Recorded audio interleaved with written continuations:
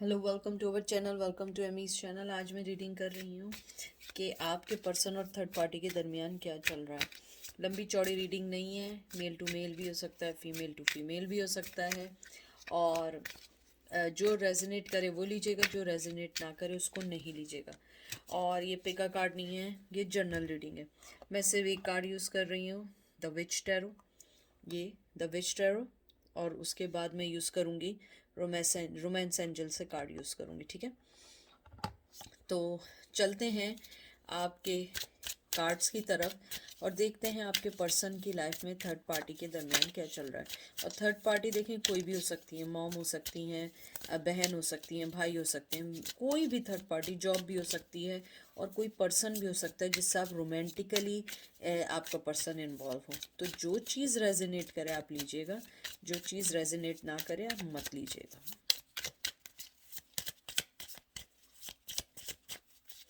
आपका पहला कार्ड आया है फूल। Aries, Gemini, Libra, Aquarius, Nine of Swords, Gemini, Libra, Aquarius, Page of Wands, Aries, Leo, Sag, Six of Pentacle, Taurus, Virgo, Capricorn, and Hangman.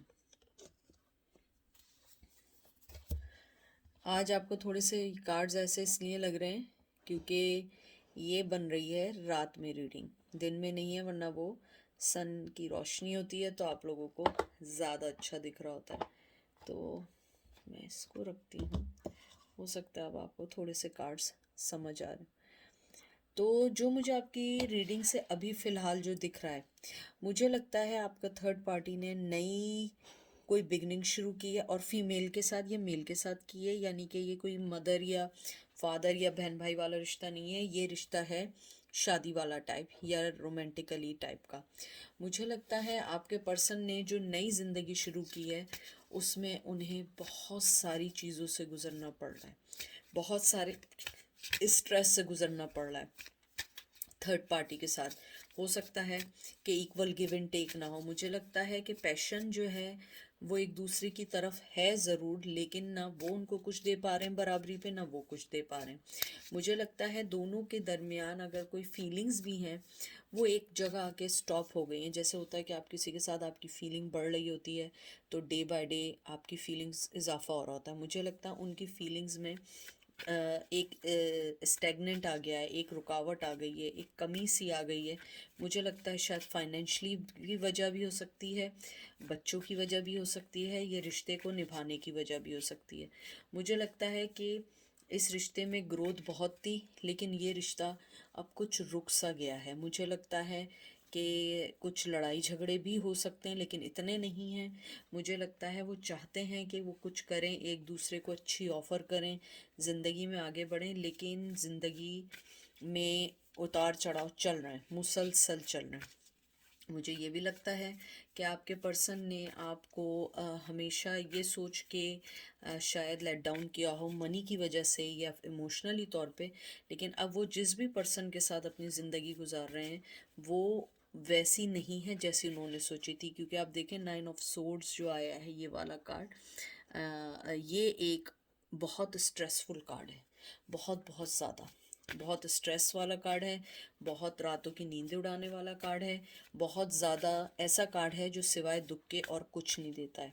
मुझे लगता है आपका person रात में आपको ज़रूर सोचते हैं, आपके बारे में सोचते हैं, लेकिन इस चीज़ का कोई हल नहीं है। उसके बाद देख लें आप, मैंने जो बात की थी, eight of cup, Cancer, Scorpio, Pisces, five of pentacle, Taurus, Virgo, Capricorn. उसके बाद आया nine of pentacle, Taurus, Virgo, Capricorn. बहुत स्ट्रॉन्ग कोई थर्ड पार्टी है, एंड टू ऑफ सोर्स। आपका पर्सन जो है थर्ड पार्टी के साथ होने के बावजूद वो आपको बहुत मिस करता है, वो आपकी कमी को बहुत फील करता है, आपको आज भी बहुत मिस करता है कि जैसे आप एक फाइनेंशियली तौर पे स्टेबल थी, या आप उनके बाउंड्रीज़ के साथ बहुत ज़्यादा जुड़ी हुई थी। आपने अपनी ज़िंदगी देख लें, टू ऑफ कप्स भी आ गया। आई डोंट नो यहाँ ब्लू लाइट क्यों आई जा रही है बार बार, आई डोंट नो।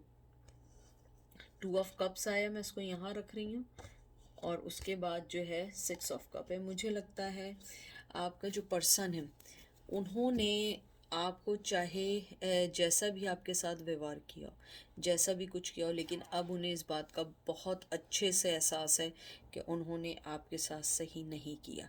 मुझे लगता है अब वो ये सारी चीज़ें सोचते हैं, आपको बराबरी पे देना चाहते हैं, आपको लव देना चाहते हैं, आपको प्यार का कप देना चाहते हैं, लेकिन वो नहीं हो सकता है क्योंकि उनकी लाइफ में थर्ड पार्टी और बहुत बहुत स्ट्रॉन्ग कोई फीमेल है या मेल है जो उनको मॉनेटरी वाइज बहुत हेल्प कर रही है या कर रहा है। वो उसको छोड़ नहीं सकते। मुझे ये भी लगता है आपके पर्सन ने अपनी आंखें बंद कर ली थी जब आपकी चॉइस और उनकी चॉइस आई थी। अब वो उस चॉइस को देख के सोच रहे हैं कि उन्होंने बड़ा गलत फैसला किया। मुझे लगता है न्यू बिगनिंग बड़ी अच्छी हुई थी, लेकिन वो बिगनिंग सही नहीं हो पाई। मुझे लगता है कि आपके पर्सन ने आपको जो चीट किया था वो भी इस चीज़ के रिग्रेट में है। मुझे लगता है कि शायद आपका चाइल्डहुड फ्रेंड था या यंग लव था या जो भी था, लेकिन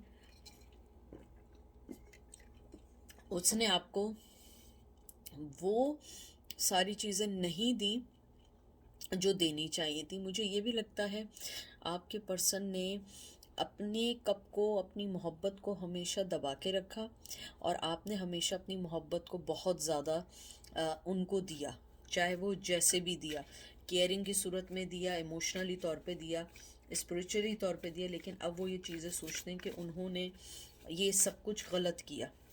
उन्होंने उस हर चीज़ को मेस्टअप कर दिया जो चीज़ें उनको चाहिए थी। मुझे ये भी लगता है कि आपके पर्सन ने आपको एक लेवल पे लाके आपको डिच किया, लेकिन अब वो जिस जगह पर भी हैं, चाहे वो थर्ड पार्टी है, चाहे कहीं भी हैं, they are not happy. Happy हैं लेकिन ऐसे हैप्पी नहीं है जैसे वो आपके साथ थे। जिस तरह उन्होंने आंखें बंद कर ली थी, इसी तरह खुशियों ने उनकी तरफ आंखें बंद कर ली हैं।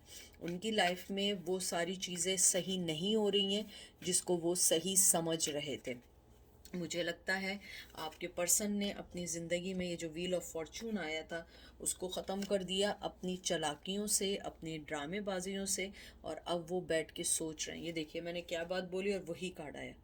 ये देखें, 4 ऑफ कप्स। ये आप देख रहे हैं कैसे मुंह बना के बैठा हुआ है और ये कैसे देख रही है, और ये सारे कप्स गिर गए। 4 of cup, Cancer, Scorpio, Pisces. मुझे लगता है अब बहुत बहुत देर हो चुकी है इस रिश्ते में। आपको जो जस्टिस चाहिए था वो नहीं मिला, आपको जो बैलेंस चाहिए था वो नहीं मिला। हमेशा दो चीज़ों में दो सवार रहे और इन द एंड ये देख लीजिए, 3 ऑफ सोर्ड्स। जिमनाई, लिब्रा, एक्वेरियस आपको थर्ड पार्टी में डाल दिया, और अब जो है अब वो अपनी ज़िंदगी में जो है जितना दुख आपने सहा है उससे ज़्यादा सह रहे हैं। और अगर जहाँ तक मैं थर्ड पार्टी के साथ बोलूँ, मैं बार बार कह रही हूँ बहुत स्ट्रॉन्ग पर्सनैलिटी है, बहुत बहुत स्ट्रॉन्ग पर्सनैलिटी है। आप देखें एक भी कार्ड ऐसा नहीं आया जो मोहब्बत की तरफ इशारा कर रहे हों, इमोशंस की तरफ, पैशन की तरफ इशारा कर रहे हो, या कप की तरफ हो, या कोई ऐसा मेजर आर्काना आया हो जिसमें मोहब्बत का एहसास हो। मुझे लगता है आपके पर्सन ने जो भी फैसला किया है अब उसका उन्हें रिग्रेट है और बहुत ज़्यादा रिग्रेट है। मुझे लगता है कि उन्हें लगता है कि उन्होंने आपके लिए जो भी कुछ किया था वो गलत किया था, जो भी आपके लिए सोच रहे थे वो गलत था, और अब जो वो जहाँ हैं वो उसमें फंस चुके हैं, उन रिश्तों में फंस चुके हैं। चाहे वो हो सकता है कि उनके किड्स हो गए हों, या माँ बाप के कहने पे शादी की हो, या हो सकता है कि उन्होंने आपको जलाने के लिए कुछ किया हो। जो भी कुछ किया वो उसमें फंस चुके हैं। मुझे लग रहा है कि वो एक्सपेक्ट नहीं कर रहे थे, माइंड में भी उनकी बीवी या उनके हस्बैंड की वजह से वो प्रेग्नेंट हैं, और या उनका किड हो गया है। तो मुझे लगता है कि वो इस रिश्ते से निकलना भी चाहे नहीं निकल सकते हैं। मुझे ये भी लग रहा है कि आप लोग ये सोच रहे हैं they are happy, they are not happy. मैं आपको भी से बता रही हूँ क्योंकि मैं कार्ड जब रीड करती हूँ मुझे एहसास होता है, मैं वही फीलिंग्स बताती हूँ और आपको लगता है आपके लिए नहीं है, फिर ये रीडिंग आपके लिए हो सकता है ना हो। लेकिन सोर्ड्स की एनर्जी बहुत बहुत ज़्यादा दुखी, दर्द, स्पिरिचुअल, ठंडा मिजाज, हर वो चीज़ें जो आप सोच सकते हैं। मुझे लगता है बहुत ज़्यादा ज़िंदगी में अप्स एंड डाउन आपने जो देखे थे अब वो फेस कर रहे हैं, अब उस लव को फील कर रहे हैं जो लव उनकी ज़िंदगी में नहीं रहा है। रिग्रेट है, डिसअपॉइंटमेंट है, और थर्ड पार्टी के साथ वो चाहे जितना भी खुश हों वैसे खुश नहीं है जैसे आपके साथ थे। अब देखते हैं एंजल आपको क्या कहते हैं। मैं इसको शफल करती हूँ। एंजल हमें कार्ड दें, बताएं कि थर्ड पार्टी के साथ हैं और आपके लिए क्या मैसेज है। Soulmate, yes this is your soulmate. आपका पर्सन समझता है आप सोलमेट हैं, आप उनसे अलग नहीं हो सकते। Forgiving and loving, as you release and heal the past you experience more love in your present moment. मुझे लगता है आप उन्हें माफ़ कर दें। मुझे पता है माफ़ी नहीं है, बहुत दुख है, और मुझे लगता है wedding, this is the situation involve marriage. देखिए मैंने आपसे क्या बात की थी, और ये पढ़ लें, खुद पढ़ लें। ओह, ये गायब ही हो गया।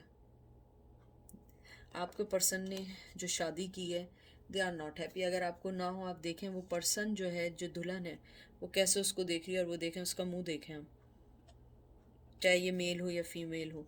और ये देखिए माफ़ी मांगना चाहते हैं। मुझे लगता है कि आई थिंक अगर आप उन्हें माफ़ कर दें, it's not easy, it's your life, you can take the decision, I can tell you, but if you forgive them, maybe you will see the more good results than you expect. मुझे लगता है कि वो अपनी ज़िंदगी में third party के साथ इतने खुश नहीं हैं जितना आप समझ रहे हैं। और आपके सामने वेडिंग का कार्ड है और लिखा हुआ है कि way this situation is involve marriage उनके इर्द गिर्द है। मैंने जो बात की थी एग्जैक्टली वही आई है कि थर्ड पार्टी बहुत स्ट्रांगली है। तो अपनी दुआ में याद रखिएगा, ख्याल रखिएगा। Take care, bye.